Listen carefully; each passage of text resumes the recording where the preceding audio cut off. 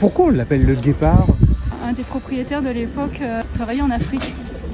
Et il savait que le guépard était l'animal terrestre qui allait le plus vite. Est-ce que c'est une représentation du bateau typique du golfe du Morbihan? Tout à fait. Le premier date des années 60. Il a été construit pour des amateurs éclairés qui voulaient aller vite. C'est un bateau très stable, très sympa, qui est parfait pour le golfe parce qu'il est fond plat, donc il passe à peu près partout.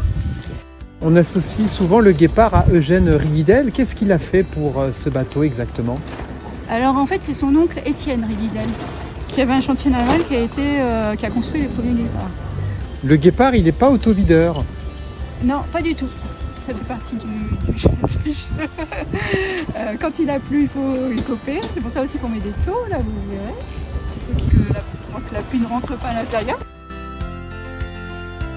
Le phoque avec ses couleurs fluo, c'est... Alors ça fait partie de la jauge.